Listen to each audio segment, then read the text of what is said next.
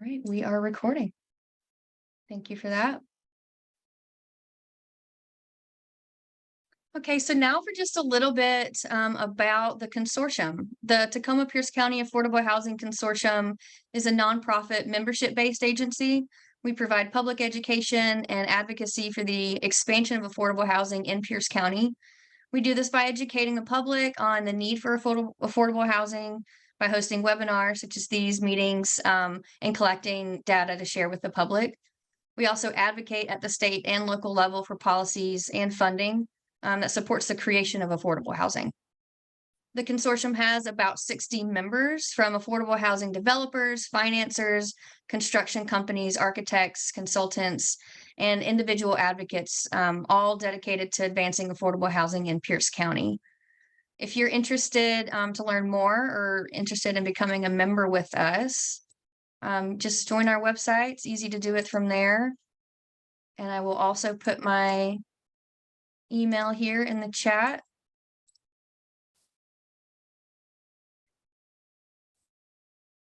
So if that's helpful, you just reach out to us.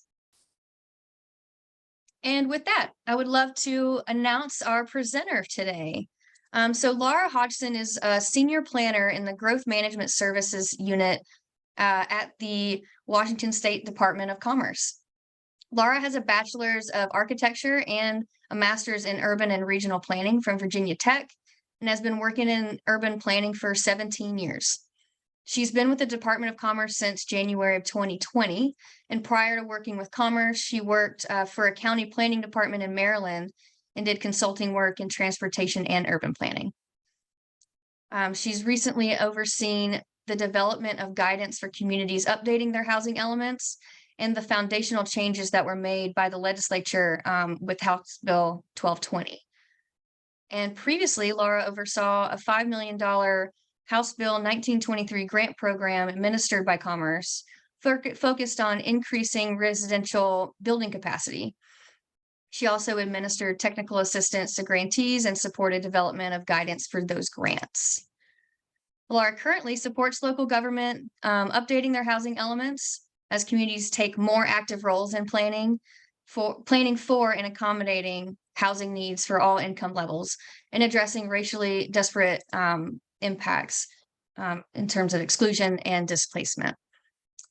And so if we have any questions or comments, feedback, we're going to let Laura get through her presentation and we're going to have plenty of time for discussion and questions after that. So without further ado, Laura, I'm going to pass it over to you.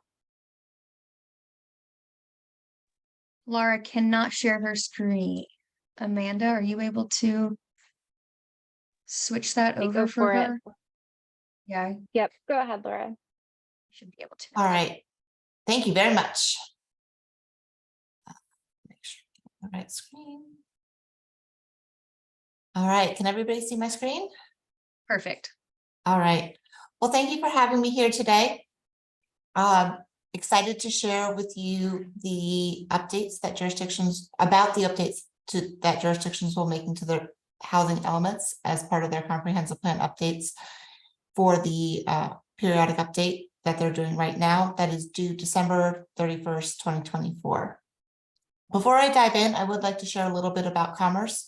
Not only do we help communities plan for the next 20 years of growth under the Comprehensive Plan and the Growth Management Act, but we also support communities in all of the different ways that you see here on the screen, from housing and homelessness to infrastructure and broadband to economic development and community services and facilities. So we do a lot, and we encourage you to check out our website if you're interested in any of these other ways that we support communities. Setting up the stage for why the legislature made the significant changes that they did in 2021 is the fact that many jurisdictions have been under planning or not under planning, but have there's been a lack of production of housing and it hasn't been keeping up with their housing needs. As you see here on the slide, this Up for Growth presentation shows that Washington is one of the kind of worst in terms of how much housing is being built compared to their needs. That's a sign of what we call underproduction, not building enough housing for their housing needs. And because of that, the legislature made some significant changes in 2021 that I'll talk about in a minute. But this reflects what we have been hearing from the public. In this year, we did, in 2022, we did a housing opinion survey with the Puget Sound Regional Council, a statewide survey, but we also have results based on regional information and statistics that we gathered. But we've heard loud and clear that housing costs are a statewide problem, and that housing costs and homelessness were one of the top issues across all topic areas, including transportation, safety, childcare, jobs. All across all those topic areas, housing was the biggest issue for residents in the state. And because of that, the legislature required Commerce to project what those future housing needs were, so that we had a better handle on what those housing needs were that communities will be planning for with their next comprehensive plans. As part of that work, we determined that over the next 20 years, we will need to build 1.1 million new homes to meet our future housing needs. And what is really stands out about this number is not only that it's a large number, because we have about 3 million homes right now, so it's about a 30% increase, but we also need to drastically change the way that we plan for housing. Up until now, housing has typically been either multifamily, a very small portion, or predominantly single family. But we realized, based on this information that we gathered with our projected housing needs, that those housing typologies are not meeting the needs of most community members, and most community members are cost burdened in their household expenses, which means they pay more than 30% of their income on housing. So to account for this, we need to shift the way we are planning for housing so that we are building more affordable housing. And because of that, we need to provide more housing for those who are making lower incomes. As you see here, more than half of the housing that we need to build over the next 20 years needs to be for households making less than 50% of their median income, if we are to meet our goal of providing enough housing so that no person in Washington is cost burdened. So it's a big lift, but with it comes the opportunity to change the way we're planning, and to provide encouragement to and support to developers to build that type of housing. So stepping back right before we get into the details of what a housing element is within a comprehensive plan, I wanted to step back and let you know that there is an overarching framework to how communities plan for the next 20 years of growth in Washington. They follow under a series of nested planning guidelines and statutes or laws within Washington. Falls first under the Growth Management Act, which basically says we have 14 or now 15 state goals that we want to achieve as we plan for our future. We want to make sure we have urban growth in the right places. We want to make sure we preserve our environment. We want to make sure we have the right transportation to be able to get from our homes to our jobs. We want to protect our climate. That's new this year. We want to engage our community members in this planning process. There's 15 of those. And then from there, we have the next level of planning framework is the multi-county planning policies. Now, Pierce County is part of the Puget Sound region, and it's part of a 4-county region that plans for the growth of the largest, most populous area of the state. And they have planning policies that they've developed for where growth should happen. And then the county, Pierce County, then also has policies. They decide collectively across all of the jurisdictions where growth should go, how they want to plan for the next 20 years of growth, and how they want to do that in a sustainable way that meets their community's needs. And then below that, each community has their own comprehensive plan and development regulations and permitting that implement all of these goals that you see above it. So the comprehensive plans that jurisdictions will be developing will need to be consistent with these policies above, but they also are allowed to express the unique interests of the community. So as I mentioned, jurisdictions will be working on their comprehensive plans over the next 4 years. Pierce County is one of the jurisdictions in the first group of counties that are doing their updates. And as I mentioned, they'll be due December 31st of 2024. So this is the perfect time for input into the process. Now that I've given you a little bit of a preview, I'd like to dive into what those new housing element requirements are that are basically going to be changing the way communities are planning for housing in their comprehensive plans. Quickly walk through what those updates entail in terms of what the planners will be doing over the next few years and where you might be interested in engaging. And then talk about the policy and regulation revisions that jurisdictions will need to be making, where they will be asking for your voice in this process, and then other housing laws you should know. So in 2021, the legislature significantly changed the way communities are to plan for housing. Instead of the softer encourage the availability of affordable housing, jurisdictions now have to plan for and accommodate housing. That means they need to take a more active role in planning for housing. As part of that, the Department of Commerce needs to project future housing needs. And we did that, as I showed you on the previous slide. And now for the first time, jurisdictions have these targets for what they need to plan for in terms of housing income, housing types to meet the housing specific affordability needs of individuals in their jurisdiction. Jurisdictions also need to then take that information and make sure they have enough land capacity, which means they need to make sure they have enough land zoned that allows the type of housing that will meet these income needs of their residents in their jurisdiction, including infrastructure capacity.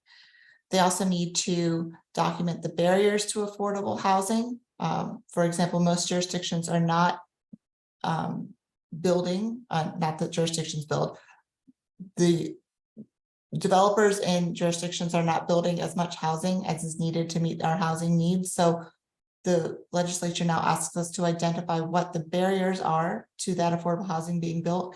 And then jurisdictions have certain tools and levers that they can use to encourage that development in their jurisdiction, or even incentivize it, ask them, basically encourage more housing to be built. And this is the opportunity for jurisdictions to make a plan to identify what those changes need to be within their control and make them. Additionally, for the first time, jurisdictions now need to take into account racially disparate impacts in their jurisdiction. What this means is that jurisdictions up until now, in our planning rules and statutes before, have led to inequitable impacts in terms of who has access to housing. Not everybody has equal access to housing in our jurisdictions, and planning has played a role in that through racially restrictive covenants, through redlining, through even the financing mechanisms that we have in place for that promote single family home ownership over rental home access. And so the legislature asks communities to now examine that and try to remove those hurdles that jurisdictions have that are preventing equal access to housing in their jurisdictions. And I'll go through what we believe jurisdictions should do as part of this work to take these steps to address these inequities in housing. What this looks like is kind of 5 different buckets of work that jurisdictions will be doing over the next few years. First, they'll be understanding what those housing needs are that are coming from Commerce and dividing them up from the county level that Commerce is providing them at to the individual jurisdiction level. Pierce County has already done that. They've decided how much housing each jurisdiction needs to plan for and how much housing in each income bracket jurisdictions need to plan for. The next step is to identify if they have enough land capacity to meet those housing needs, and then identify those barriers. What is preventing affordable housing from being built in their community if they're not meeting their housing needs? And then update their make a plan for achieving and removing those barriers, and then identify racially disparate impacts and develop policies to remove or undo those racially disparate impacts, exclusion, and displacement, and then update their regulations so that the laws on the ground and the policies in their comprehensive plan set the stage for this housing to be built. should take a moment here and say that all of this is setting the stage for development to happen within the market where it currently exists. Local governments are not responsible for building the housing. They are responsible for providing the framework that allows housing to be built within their community. So that means, do they allow the types of housing that are needed within a community? Are they providing the infrastructure to serve those houses within their community? Are they incentivizing more affordable housing types within the realm of tools that they have available to them? But jurisdictions themselves will not be building. They will be encouraging the development of housing over the next 20 years. So Commerce first projected the future housing needs over the next 20 years and did so by breaking down the housing needs into these income buckets at the right. And you saw this previously on the slide where I talked about the statewide housing needs. So I'm not going to spend a lot of time on this, but what it does look like in terms of Pierce County is every jurisdiction in Pierce County has decided collectively how much housing it will plan for over the next 20 years and what type of housing that will be based on how affordable that housing is to residents in their community. What this means is that, as you saw from that statewide graphic, more housing needs to be planned for at the lower income housing levels. But each community has this target, and they will be using this in the next few steps to update their plan and regulations to allow for the housing to be built that is more affordable moving forward. Part of that is identifying if they have the land zoned for the type of housing that will be more affordable. So every parcel of land in a jurisdiction, there are rules that govern what you can build on that parcel, how high, how much coverage, how much parking you need, what types of housing you can build, if you can build 1 unit or 10 units or a high rise. All of that is controlled by the local government. And because all of that is controlled by the local government, we have the opportunity now to make sure that what is allowed meets the future housing needs of our jurisdictions moving forward. And in doing so, jurisdictions will follow a 6-step process to determine if those rules that govern what is allowed to be built on a property could meet those housing needs and the various affordable housing needs of the residents in their jurisdiction. So what this will look like is jurisdictions will identify what their share of housing needs is from the countywide process, relate each of those housing needs to a type of zone that can accommodate those housing needs. For example, we know that typical single-family development is out of reach for a lot of residents in our county. For example, I would not be able to live in the place where I live right now if we hadn't bought it, 15 years ago. So typical single-family home are not typically affordable to most of the residents in our jurisdiction. So what type of housing units are? Those are the type of housing units that we'll need to start planning for. And this is the way the 5-step process jurisdictions will use to kind of make sure that what can be built on the ground is affordable to the residents that we know will be in each jurisdiction in the next 20 years. If there is not enough capacity, which means ability to build that type housing in a jurisdiction, jurisdictions will have to change their zoning codes to allow more housing in their jurisdictions over the next planning period. What this probably looks like is, because we've typically been planning for single-family homes, which are not affordable to most people. 75% of most jurisdictions are single-family development that is just out of reach of most people, especially with the 20% down payment requirements that are there today. Jurisdictions will probably find that they don't have enough capacity for the lower income housing needs, which can typically be accommodated with the higher density or higher intensity housing types or variety of housing types that we don't typically allow in the jurisdiction and most of our jurisdictions. So we'll need to change the underlying zoning in our jurisdictions. Also need to look at infrastructure. those areas that are best equipped to for people to live, those areas near jobs, near transit, near services, may not have the infrastructure that they need to have this additional housing. And that's where we want people to be able to live. We want people to be able to live near areas of opportunity and to be able to easily access the services and the jobs that they need on a daily basis. It also means part of this work is that jurisdictions also need to plan for the lowest income housing segments. For the first time, jurisdictions need to plan for emergency housing and permanent supportive housing needs. And as a result of that, they'll need to make sure that their zoning allows for emergency housing and permanent supportive housing to be built in their jurisdictions.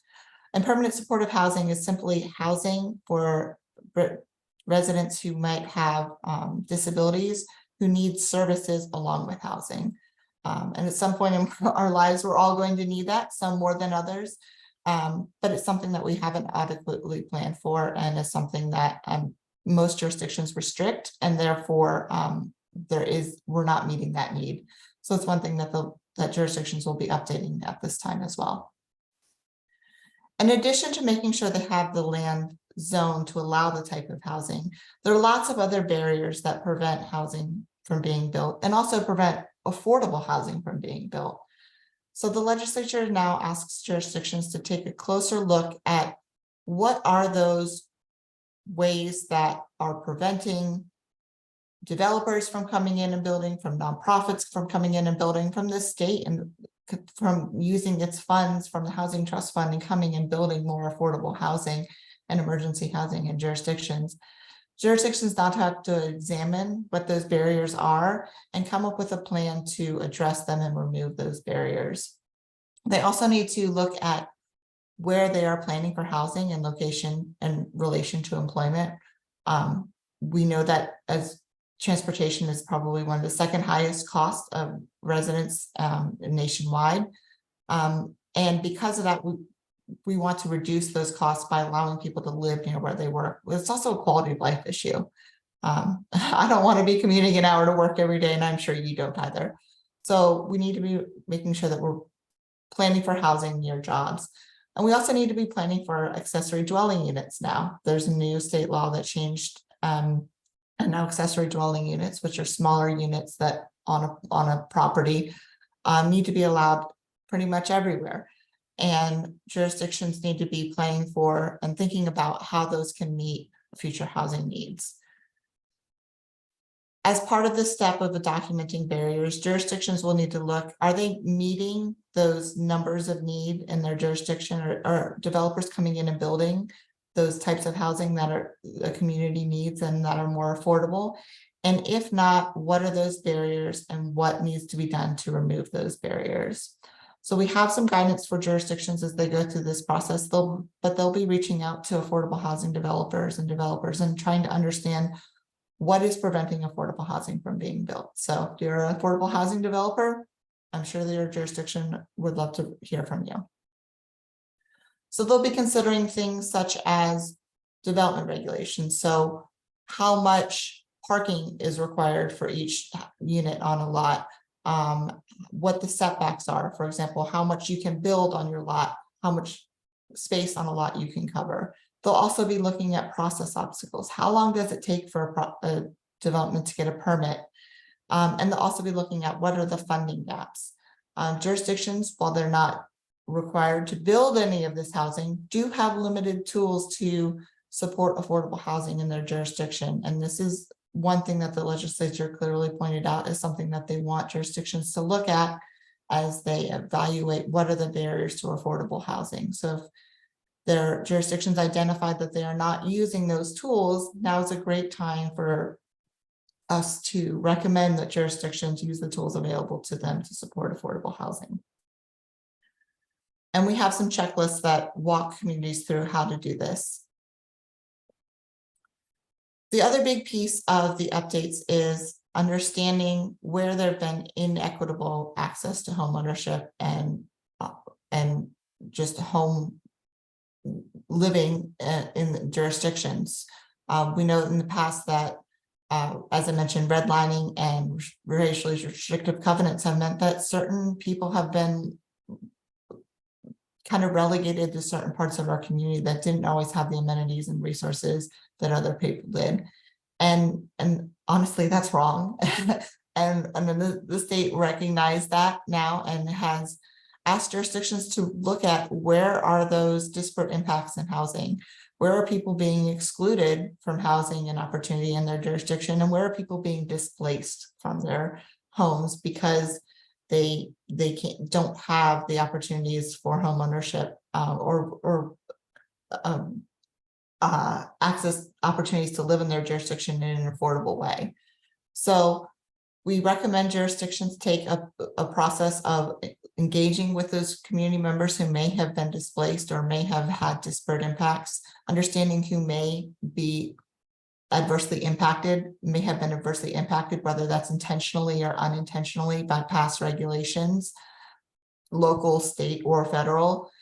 Understand who those people are, engage with them, and then based on the findings of that work, evaluate policies to understand and see what needs to change in the vision and guiding document of jurisdiction. So in that comprehensive plan that guides the next 20 years of development for the jurisdiction, do they have the policies that will guide housing and development and infrastructure in more equitable ways moving forward so that people have equal access to home ownership and to live in communities moving forward. And then the next step will be to revise policies. Most jurisdictions may not need to change their current policies a lot, but they will probably need to be adding new policies because they're not currently looking at displacement or exclusion in their communities. So this is the time for communities to really dive deep into those policies and make sure that the wording is strong and it removes any nuances or implications for disparate impacts to members of their community. And then they need to review and update their laws on the books that implement those policies. So what this looks like is jurisdictions evaluating those policies, seeing who is burdened and who benefits from the policies, how have these policies on the book contributed to displacement or exclusion. Many jurisdictions, if they have language about single-family homes or community character, those policies may be leading to exclusion and disparate impacts in their community. And this is an opportunity to review policies and see if there need to be changes, as well as look at those other elements of a comprehensive plan that support housing and see if there are disparate impacts because of the policies there. For example, where we put our transit, where we put our infrastructure, where we put our parks and amenities in our schools has a big impact on equity in our communities. So looking at the policies and these other elements will be really important as well. And then revising policies. In this case, just a quick example, this policy talked about maintaining the character of established single-family neighborhoods. Well, if we're just maintaining the character of our single-family neighborhoods, then we're creating, in some ways, exclusive environments where not everybody has access. So we need to promote strong neighborhoods throughout our jurisdictions, not just in specific pockets. Also, in reference here, it talks about enforcement. Sometimes enforcement can have bad connotations and could lead to displacement risks. So carefully looking at our policies and updating them sets the stage for regulations and law changes that allow for an environment where housing opportunities are more equitable in our jurisdictions. We have a lot more guidance on this in our guidance to address racially disparate impacts, and we encourage you to check it out. We also have a webinar on our website about it if you're interested. But in the interest of time, I did want to move on and just let you know that after jurisdictions look at these pieces, look at the land capacity, look at the regulations that guide development in their communities, particularly affordable housing, look at those policies that determine how jurisdictions are meeting or not their equity goals, jurisdictions will then need to implement those changes that they have said that they will do in their policies. And that means changing their regulations, their zoning and their development regulations for what is allowed on the ground, as well as changing where they potentially where they are spending their infrastructure dollars to make sure that they are providing equitable distribution and not kind of disenfranchising or creating pockets of every area of opportunity that are not accessible to others. Also, I do want to leave a little time for questions, but I did want to spend a minute to talk about a few other housing laws that you should be aware of, and then wrap up with how you can get involved in the comprehensive plan process. HB 1220 also required jurisdictions to better plan for emergency housing, permanent supportive housing, and transitional housing. And as such, they say they require that cities not prohibit transitional housing or permanent supportive housing in any zones where residential dwelling units are allowed, and also not prohibit indoor emergency shelters and emergency housing in any zones which hotels are allowed. Basically, jurisdictions need to more freely allow these housing types for our disadvantaged and most vulnerable in our communities, because they typically aren't allowed except in the most uninhabitable areas of our jurisdictions. And we need to be more integrating and allowing them to be integrated from an equity perspective, and because there is a significant need out there. So if your jurisdiction has not already updated its regulations to allow for emergency housing and emergency shelters in more areas, or transitional housing and permanent supportive housing, they'll need to be doing it with this periodic update. And we have a staff member on board, Mary Reinbold, who's particularly excellent at understanding the nuances of code, and is happy to help you with this work. If jurisdictions want, they are able to limit emergency housing and emergency shelters by occupancy, spacing, and intensity uses. Basically, that means they can put some parameters on where emergency housing goes, as long as they do not prohibit the number of units that are needed to meet their need. As you saw before in those projected housing needs, Commerce is projecting emergency housing needs and permanent supportive housing needs. So jurisdictions will be able to put some conditions on where emergency housing is allowed to, and permanent supportive housing are allowed to be in their jurisdictions, but not so much that they prohibit enough housing to be built. And this is one of the key pieces where we're happy to help jurisdictions out, or interested residents out, if they feel that a jurisdiction is being too prohibitive in the regulations of these housing units. We have more guidance in our land capacity guidance. That is currently our draft version, and our final version will be coming out in a week or so. But feel free to reach out to me if you have any questions. Additionally, jurisdictions are allowed to adopt incentives to encourage affordable housing. And this is one of the best ways to get affordable housing in jurisdictions. Besides allowing the housing to more affordable housing to be built by right, affordable housing really needs additional incentives to be built, because it takes a lot of funding sources. It takes a lot of different pieces of the puzzle working together to build housing for those who aren't able to pay market rate. So jurisdictions can allow bonus densities, fee waivers, parking reductions, expedited permitting. They can even require a certain amount of housing be affordable for every new development. So there are a variety of different incentive programs, and we encourage you to encourage your jurisdictions to use those where appropriate. Also, another key one that we've been seeing is important to iterate is that a county, city, or a local government may not adopt regulations on an affordable housing development that are different than the requirements on regular housing development.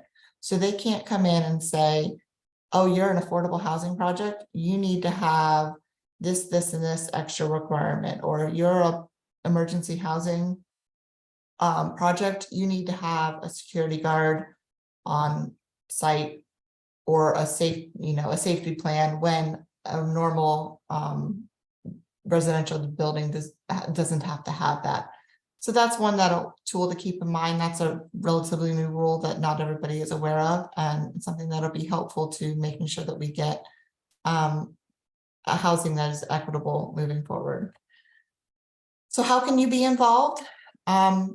You can be what we call a YIMBY. You can be the person that says, yes, I want affordable housing in my jurisdiction. I want it in my backyard. That's what YIMBY stands for, yes, in my backyard. So we encourage you to follow your community's comprehensive plan process. You can get on the sign up sheet for that. You can you can email your local planner, but every jurisdiction will be posting information about community meetings, hearings. We'll be posting the materials for public comment. We encourage you to get on that mailing list, learn about what your jurisdiction is proposing, and comment at those opportunities where they're providing comment. Every policy and regulation that passes a local government has to have an opportunity for the public to comment. For a comprehensive plan, you typically get 30 days to comment on different sections of the document at different periods of time, as well as multiple different meetings where you can come and comment. For regulations, there's also opportunities to comment, whether that's once drafts of regulations are put out or at public meetings. But you'll only know to comment on them if you sign up for information and are paying attention to what is being posted on the website of the jurisdiction or being posted in the public notices section of your newspapers. So I encourage you to reach out. Also, you can support your local officials. Local officials hear from those who are not in a position where they need to worry about housing. They hear from people who have housing and who are stable, who don't want affordable housing in their jurisdiction. And they need to hear from people who, hopefully like you in this room, who are interested in wanting more affordable housing in your jurisdiction. So be that ear, be that person that signs up and says, yes, I want affordable housing in my jurisdiction, and testify at those public hearings. You'll be able to hear more about this at the August 24th Affordable Housing Coalition meeting that is being held by this organization, and Alex Brennan will be speaking. So encourage you to attend that meeting. In the meantime, we have lots of resources telling you about what jurisdictions, the guidance for jurisdictions as they update their housing elements. We have webinars and PowerPoints explaining more about what I talked to you about today. And we also have a variety of resources for jurisdictions who are working on their housing elements. So if you talk with a planner and they're saying, well, I'm having trouble convincing, my legislator of this, we have resources available that will help to communicate why we need more housing. We have lots of great communication videos about why we need more housing, why we need more affordable housing. We encourage you to check those out. We also have a variety of different resources here. If there's a resource that you don't think we have, or you have a question about something that you think you would need to communicate with your elected officials or your planners, reach out to us. We'll try to connect you with it. And if we don't have it, we'll see about putting it on the docket for the future for when resources are available so that we can support you in your work. And with that, my name again is Laura Hodgson. I am happy to come and speak to your local jurisdictions if they have questions about their housing element update, or if you need another voice at the table. Also, my supervisor, Ann Fritzel, our housing programs manager, is amazing, and I previously worked in Pierce County, and that was also a great resource if you have questions. Great presentation, Laura. Thank you so much for all of that information and all these resources, and thank you. Yeah, we can start doing some questions. I have one in the chat. So the question is whether Commerce included within its projected housing needs people with disabilities, and more specifically the types of disabilities among residents in the various jurisdictions. Is that spoken to? So the legislature did not specifically ask us to identify those specific housing needs, although a lot of those housing needs are probably covered with our permanent supportive housing needs, because those with disabilities may need, the definition of permanent supportive housing is those with a disability who may have a a risk of homelessness. So a lot of those are captured in that PSH, permanent supportive housing need. But Commerce did, or DSHS, the Department of Social and Housing Services, I think, recently did a study on the specific housing needs of those with disabilities. It's a IDD study. I'll try to look it up here in the background. But they did project or look at the housing needs of those with disabilities and come up with a number for them. And they, because of the advocacy of that group, they now a certain portion of funding that comes from the state is earmarked specifically for those with disabilities, to build housing specifically for those with disabilities. So we did not, there is some other information that's available specifically with that, but again, a lot of that is covered with permanent supportive housing. And then Charlie, did you have anything to follow up with your question, or was that a satisfactory response?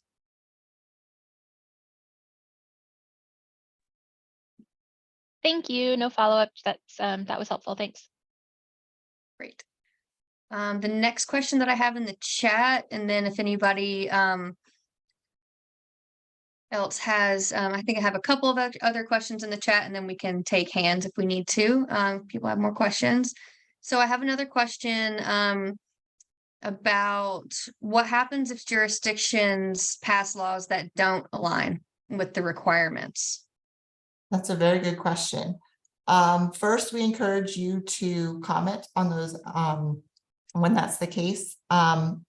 If somebody comments on a plan or a regulation that is not consistent with state law, they have what's called standing, and they may appeal a decision made by a local jurisdiction to what's called our checks and balances system within growth management, to our growth management hearings board.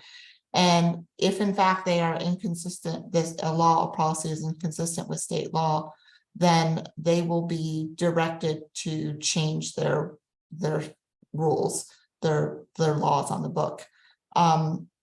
Typically, Commerce, if we see anything like that, we do try to comment on it, but we have to get state approval specifically from the governor to actually appeal a jurisdiction. So we do recommend that if you see anything happening, do step up and comment on that. And we can provide more information if that's the case. But we do try to work with jurisdictions early on if we do see any of those red flags to let them know that this is an issue and try to revise it.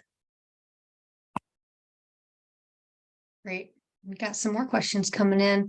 And I will say now, just in case I forget, we do have these slides available. I will be following up after this is concluded and probably send those out tomorrow.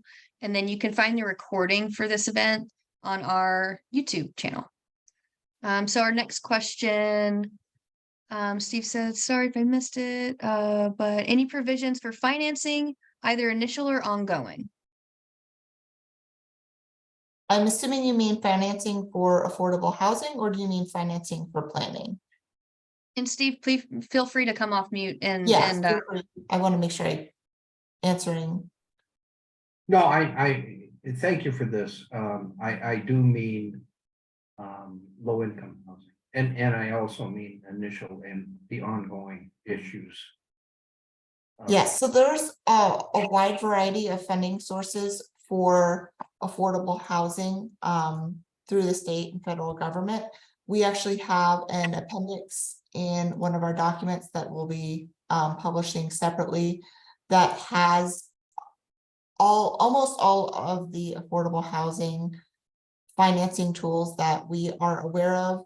It does not include one new one. A new one is called our Connecting Housing to Infrastructure Program, or CHIP, which funds infrastructure connections between the local jurisdictional infrastructure and the affordable housing development. I will get that added to the, oh, it looks like Ann added it. Or I'll add it here. so we have a broad list, but a lot of it comes through the state, including federal government that funnels funding through the state through a variety of different programs. Our biggest one is the Housing Trust Fund. Another big one for affordable housing is the low income housing tax credits, which is a program that is administered through the Washington State Housing Finance Commission, but comes from the federal government. In addition to all of those resources, local governments do have opportunities to support affordable housing funding in small ways through things such as the real estate excise tax, affordable housing sales tax, and a few other pieces. So I'll put that link to that appendix in the back with the state and federal, and then we do have a list of the local funding sources in another guidance document that I'll also link. But all of them require applications and coordination. But if you have a specific question, we're happy to connect you with the group that handles the funding for that. Thank you. I don't want to sound like a jerk. I just worry a little bit about a little bit of a disconnect between initial construction and ongoing maintenance and that sort of thing. Yes, that is ongoing maintenance is something that we are aware of at the state, and it is something that we're trying to, I think, work towards. Would love to talk to you more about that. That's a whole big topic. So if we have time at the end, I would love to talk to you more about that. If not, please reach out to me. And again, we don't, from a planning perspective, typically handle operations and maintenance costs. So it would probably be a conversation that I would refer you to someone who handles it more. But if it does overlap with planning, we'll be able to provide resources as we're available. Thank you. I appreciate that. It'd be nice to chat sometime. Yeah. Great. Our next question is, some developers are coming under fire for bait and switch mature tree some developers are coming under fire for bait and switch mature tree removal. Is any guidance around environment, increasing tree canopy, something you can speak to? I am not as familiar with that. Anne, do you mind stepping in on that one? I think you're a little bit more involved with what we've been working on with other agencies on that topic. Sure. Thanks. I've been sitting in the back and interested in your questions. I'm the housing team lead within growth management. And so certainly trees and tree canopy and protections is something that we're looking at, especially in the context of the new middle housing guidance that's coming. And so it's the climate and tree canopy protections are an important goal for our state, along with accommodating more housing. So we know that the GMA is a balancing act of multiple goals. And we are working with DNR to align our guidance so that that doesn't become a clear choice between housing and the environment, certainly not trees. There is quite a lot of effort to support tree canopies in cities. And so as we work through our middle housing guidance, we're going to be delving into this issue more. But we have been working with the stormwater folks to kind of understand the issues and get a baseline.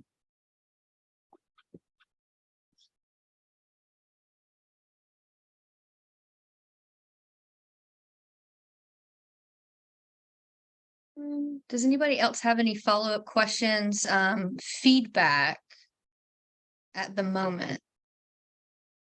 Let me check the chat one more time. I believe there's one.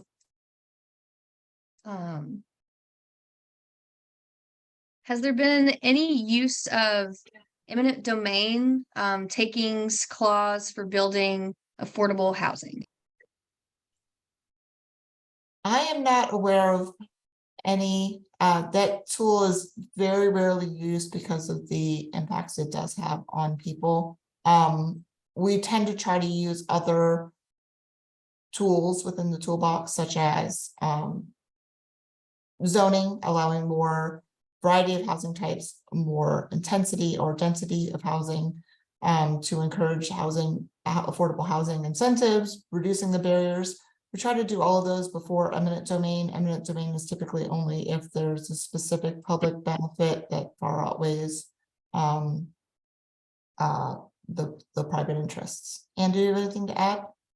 Yeah, I was going to say public affordable housing is defined in our as a public benefit in our Constitution. So we do a lot more gifting of things for affordable housing. So if you have surplus land, you can gift it for affordable housing. When Sound Transit is developing the light rail stations, the land that they acquire to do the laydown areas and the staging is to be used for affordable housing. So communities are looking at ways to provide public benefits with public land towards housing.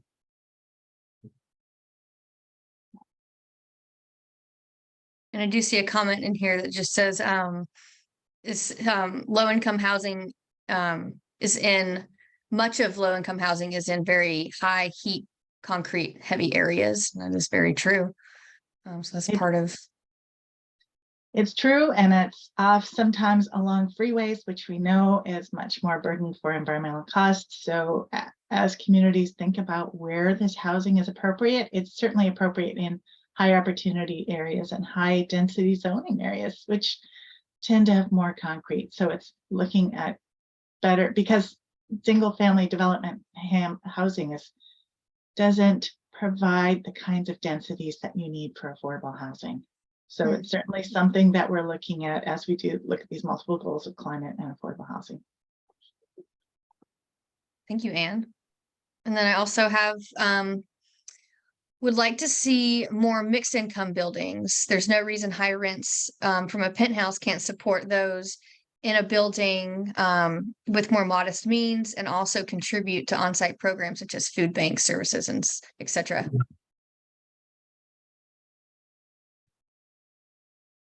Yes, totally agree with you, Carrie, on that. And that would be a great policy and to recommend for jurisdictions in their comprehensive plans.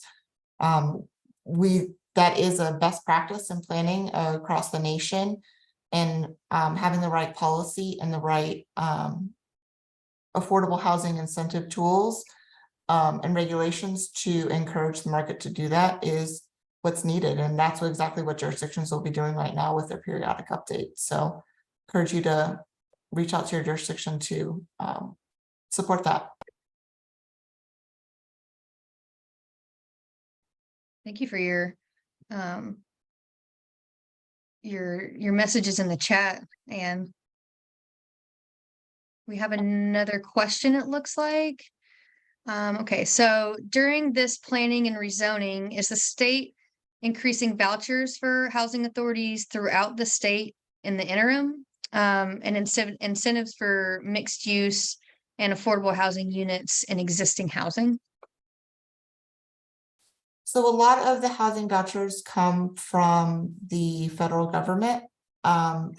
So I don't believe there is an increase unless there's been an increase in the federal government. And I think there is for rural programs recently, maybe.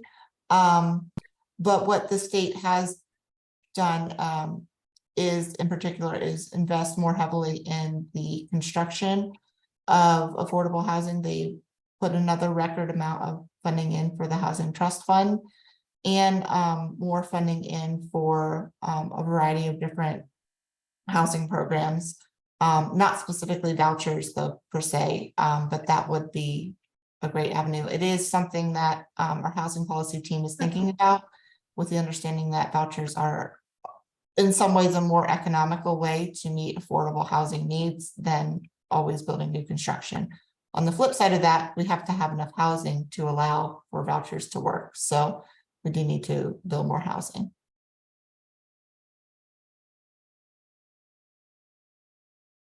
Anne, did you have anything to add on that? Yeah, I was just putting something in the chat. So the new middle housing and ADU goals are, the new laws are going to create capacity. And there's also a requirement that new ADUs and middle housing can be sold separately.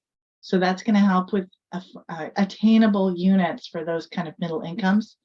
But it's going to take either developers or homeowners that see opportunity on their property. So it's going to increase capacity, which will allow some filtering, but probably not great amounts right off the bat. And then, Anne, did you see, it looks like Carrie was asking, how can some teeth be added into making this mandatory to your comment in the chat?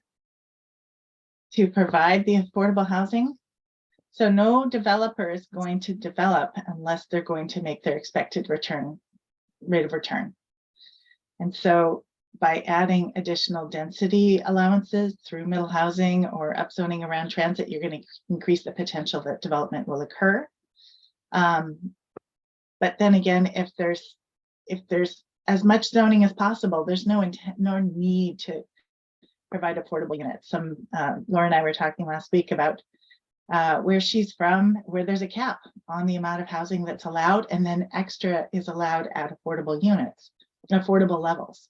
And that's an incentive for developers if they can get the extra units in at an affordable level. Tacoma has an inclusionary zoning, which means that you can build to a higher level if you build affordable units, but it's not required. You can pay a fee in lieu. Those that require it risk to retract the market by requiring more development than developers are willing to do. So it's a careful mix of incentives and requirements and zoning to maximize the development potential and the potential of affordable units. And I saw Amanda had her hand raised. Do you still have a question, Amanda? Or did you get answered? Yeah, Oh. I just put it in the chat. I You just can saw read that. it if you want. Yeah. Do you want me to read it, or is it easier for you to ask it? Yeah. Oh, it looks like Laura's already responding. So yeah, one of the things that we're seeing as the consortium, as we have been hosting this series of comprehensive plan lunch and learns, is that a lot of people, they don't understand what a comprehensive plan is, how it relates to their jurisdiction or the bigger scheme of things. And we're battling with how to get people more involved in this process because it's so important, especially now with affordable housing, coming to the forefront with these new laws. And so I wanted to ask, how do we work to get people more engaged?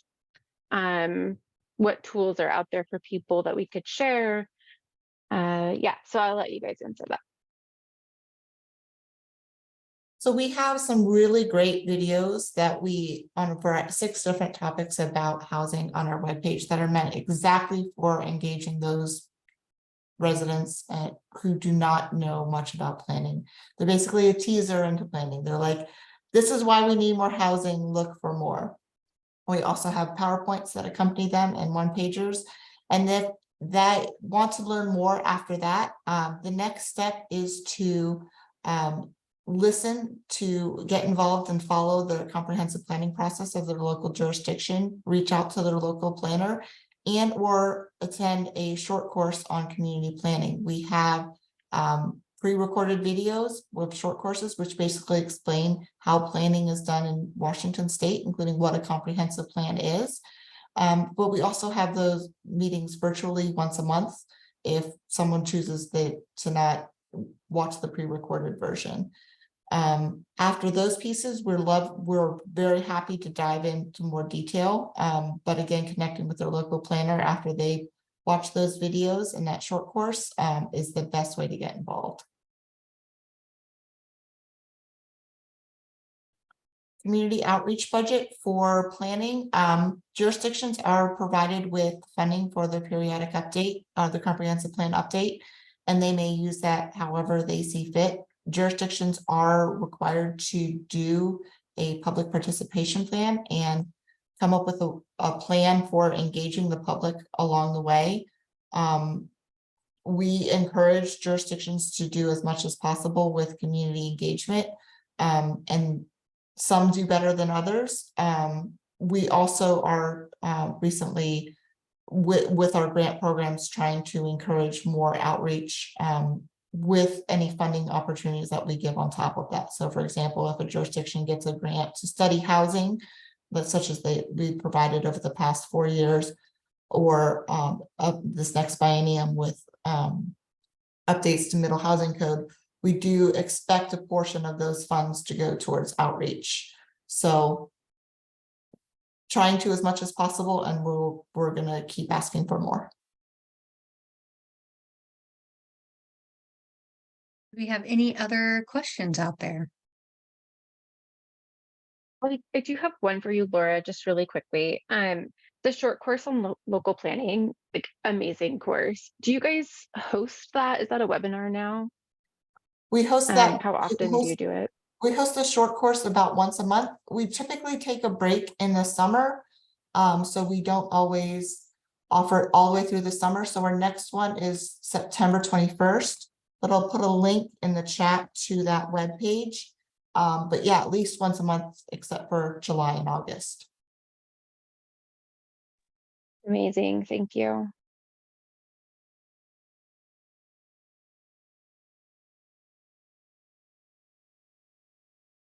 All right, do we have any other lingering questions? And right before we wrap up, if anybody needs to take another look at the chat with all these great links, just open them all up, get all your tabs full, and then sift through them if you need to, because they will be gone once we end this event. Amanda is saving them and she is going to share them. Great. Okay. Well, thanks everybody. I really appreciate you all being here. I think it's been a great conversation and very, very informative. Laura, you're awesome. Anne, you're awesome. Thank you so much. Yeah, and if you guys, again, have any questions about the consortium, about comprehensive plans, about the series, send me an email and we can, or just send an email to our website email, get in touch with us. You can find us anywhere. And we look forward to seeing you guys at the next one. Our next event is going to be on the 24th. And so that's going to be a great conversation. It's going to be with Alex Brennan from FutureWise, talking about HB 1220 and housing allocations specific to Pierce County. Thanks, everybody. Thank you. Have a nice rest of your week. Thanks.